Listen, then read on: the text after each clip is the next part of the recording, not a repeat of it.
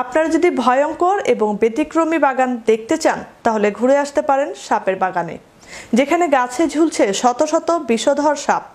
চারিদিকে শুধু কিলবিল করছে সাপ আর সাপ। সবুজ পাতা থেকে ফল সবই বিষধরদের দখলে। সম্প্রতি এমনই এক সাপের বাগান ভাইরাল হয়েছে নেট দুনিয়ায়। বিস্তারিত থাকছে ডেস্ক রিপোর্টে।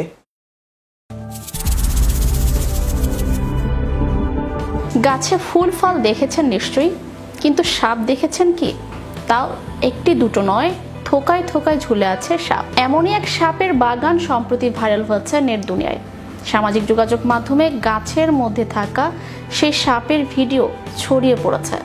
চারিদিকে কিলবিল করছে শুধু সাপ আর সাপ। সবুজ পাতা থেকে ফল সবই বিষধরদের দখলে। ভয়ঙ্কর এই সাপের বাগান দেখতে দর্শনার্থীদের ভিড় চোখে পড়ার মতো। সবুজ রঙের এই সাপের বাগান রয়েছে ভিয়েতনামে। প্রায় 12 হেক্টর জমি নিয়ে তৈরি করা হচ্ছে ভিয়েতনামের স্নেক গার্ডেন, যার নাম ডং টাম স্নেক ফার্ম।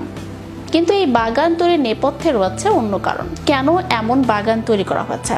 আসলে বিভিন্ন ধরনের ওষুধ তৈরির জন্যই নাকি বিস্তীর্ণ এলাকা জুড়ে সাপের চাষ করা হয় এই বাগানটিতে। ফলের বদলে ওই বাগানের প্রায় প্রতিটি গাছেই রয়েছে 400-এরও বেশি সাপ। মূলত গবেষণার জন্য ডং টাম স্নেক ফার্ম তৈরি করা হয়, যে ফার্মের উদ্দেশ্যই ছিল চিকিৎসায় সাহায্য করা। সাপে কামড়ানোর ওষুধ তৈরির জন্য নাকি বেশ গুরুত্বপূর্ণ হয়ে উঠেছে এই বাগান। প্রতি বছর প্রায় 1500 মানুষ সাপের কামড়ের চিকিৎসা করাতে আসেন এই ফার্মে।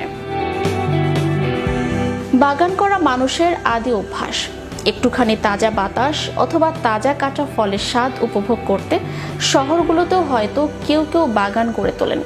তবে এসব ছাড়িয়ে এবার ভিয়েতনামে তৈরি হয়েছে সাপের বাগান। তিয়েন গিয়াং প্রদেশের চাওথাং জেলায় অবস্থিত এ বাগানে ফুল ফলের পরিবর্তে সাপে ভরা ডালপালা। এক এক গাছের ডালে শত শত সাপ।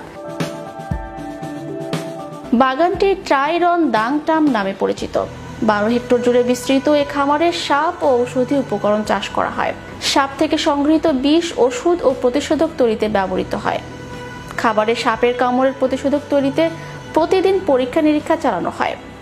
খামারটি প্রাথমিকভাবে গবেষণার উদ্দেশ্যে তৈরি হলেও বর্তমানে এটি একটি জনপ্রিয় পর্যটন কেন্দ্র।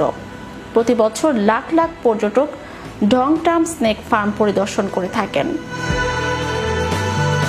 ইনস্টাগ্রামে শেয়ার হওয়া সাপের বাগানের ভিডিও ভাইরাল হয়েছে মুহূর্তেই। সাপের বহর দেখে তাজ্জব বনে গেছেন অনলাইনে সক্রিয়রা।